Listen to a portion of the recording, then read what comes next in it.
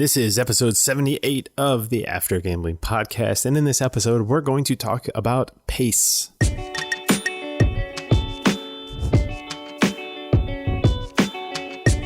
there, and welcome to the After Gambling Podcast. My name is Jamie. I'm a former problem gambler. Now I haven't gambled in over 10 and a half years as I'm recording this in March of 2021. And I do this little podcast to act as a bridge to help people get to the place in their lives where I and so many others are, where we no longer feel the need to gamble. So that's ultimately my goal with doing this podcast. And I'm glad to have you here. Now, in the last few episodes, I'm kind of laying the foundation for what we're going to be doing here in season 6 and continue to do forward in the podcast. And I wanted to take an episode to talk about pace, and most noticeably pacing yourself. And this is something that I think is important because obviously I'm going to share a whole lot of information with you,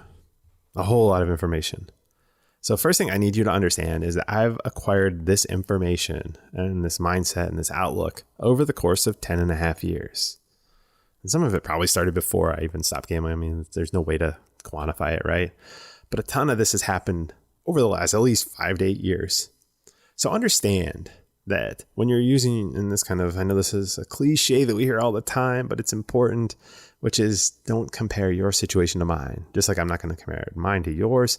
We can learn from each other's situations, which is tremendously valuable. The thing we have to avoid is comparing them because everybody's life, everybody's journey is a little bit different. And that's why in this episode, I wanted to talk about the pace is different. I've seen people go at much different paces. And there's some things that I see that are pretty consistent throughout recovery, but it's always different. And everybody's situation is different enough that there isn't some blueprint for success that is just like, okay, for 30 days you do this, and then for 26 days you do this, and then for 5 days you do this, and then magically you're done.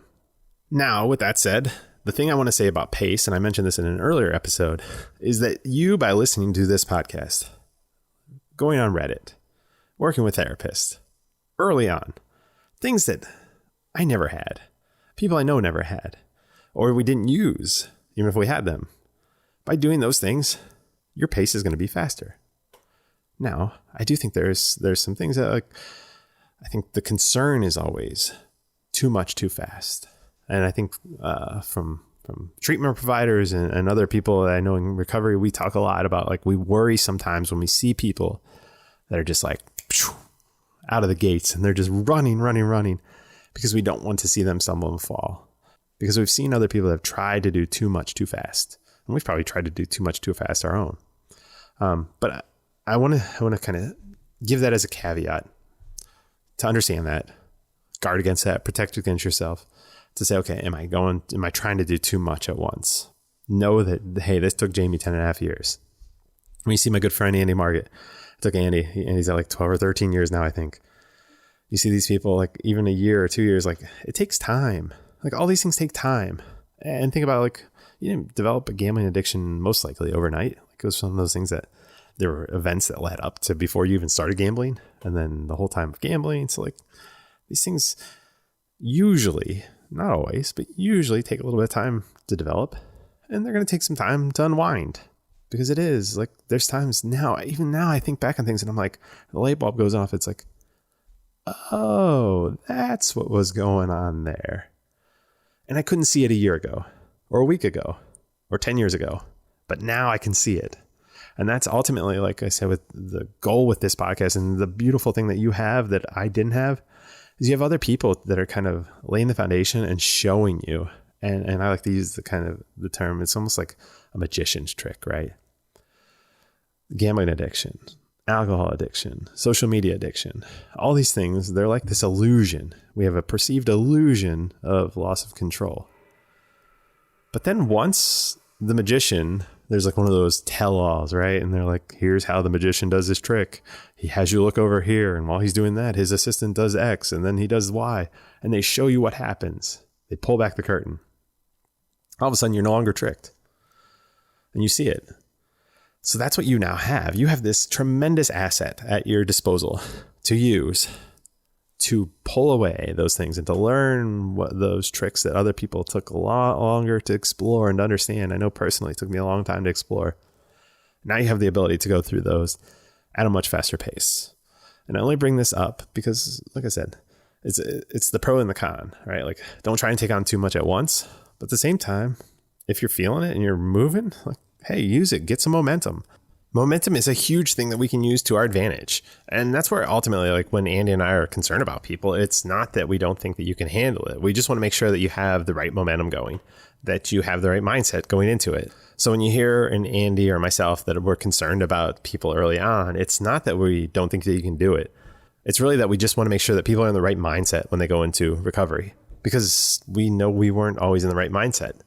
And if you're not in the right mindset, taking on too much too fast, I think it can lead to problems. I think that's where, I mean, we talk about the ups and downs.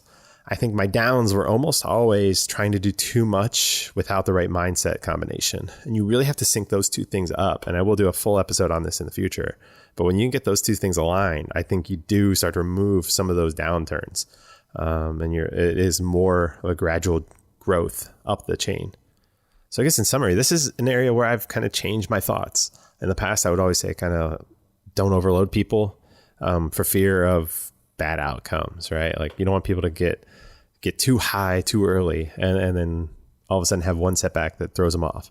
And now I'm kind of saying, well, I think as long as you have the right support system in place, and that's why I get those therapists, get the people working, get the Reddit groups, listen to the podcasts, do all those things and really work on mindset along the way and understand. I mean, I've said it a million times. This is not going to be a straight path. Know that, but also use your mindset to your advantage. We are humans and we are capable of incredible things. So use that mindset to tell yourself, hey, maybe this isn't as hard as people say it is. Take on that mindset. And then if it is hard, you can say, okay, maybe they were right. Like, and that's where, again, comes back to kind of like I talked about in the last one on successful outcomes. It depends on what story we're telling ourselves. And when we're telling ourselves a story that has some leeway, and that's what I would encourage you to do. When you're doing this, if you're going to say, hey, I'm going to go all out on this, remember, tell yourself, I'm going to go all out on this and I'm going to try and do it at a breakneck pace. But if it doesn't work out, understand that Jamie told me sometimes it doesn't work out. Slow down, stop, take a break, take a breather, reset, evaluate what you're doing and change things up and then start again. And try to build that momentum back up. But for other people, I don't want to hold you back. Like I said, there's just so many resources out there that there's no reason people can't recover from this much faster than I could have 10 years ago and much faster than somebody 10 years before me. And in the future, I think it will be even faster.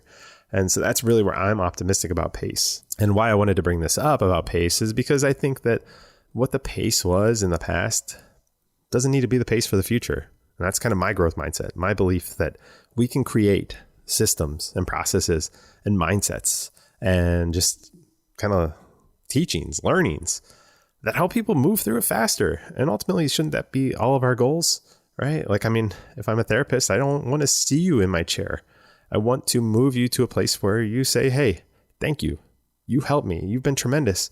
And maybe I come in for maintenance every now and then when things are rough. And that's you kind of get to the point where you will actually do that in the future. That's brilliant. That's good. That's a successful outcome. So when it comes to pace, I think just make sure that you go into this with the right mindset. Say, okay, I think that this is a realistic outlook, and then just kind of evaluate as you go. If you're going to go at it 100%, like I said, the thing that's changed most for me, I think in the last 3 years, I've seen people that started listening to the podcast, and I know when they started listening to it, and I know when they started joining GA meetings, and I know when they started joining and getting in with therapists and talking to therapists. And because they did all those things faster or sooner, their pace and their results are just incredible. They blow my mind. They're doing awesome. And so it's one of those things that's really forced me to have to stop and say, okay, in the past, I was concerned about people taking on too much too early.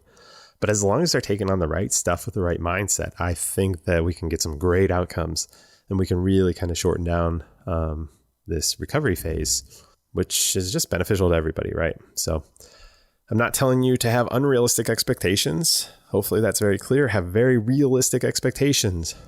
And then also have some stretch goals.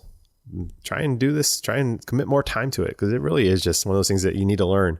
And whether you're trying to learn how to type or trying to learn how to code or trying to learn how to do your job, whatever your job might be, a little bit better, the more time you spend researching it and practicing it, my guess is you're probably going to get better faster. It just goes without saying that doing the work matters, and that impacts our pace. So everybody's pace is a little bit different. Don't judge yourself by other people, but at the same time, have that belief that, hey, take the approach. Maybe this might be easy. Maybe it might be hard. Leave yourself open to both options and then go for it. Kill it. You got this. Now, as I said during this, there is tremendous value. I've had tremendous value from working with a therapist. I wish I would have worked with a financial planner early on. And yeah, doctors, lawyers, those people are all good professionals. They will treat your specific situation, which I can't do. I can just give you information about my situation. And as I said in the last one, I don't want to hear from your lawyer. So remember, this is for informational purposes only. This is not to be construed as direct advice that you should apply to your life without working with those trained professionals. So please seek out professional help. And then finally, music for the show is Something Elated by Broke for Free and is licensed under the Creative Commons license. My name is Jamie, and I will see you in the next episode.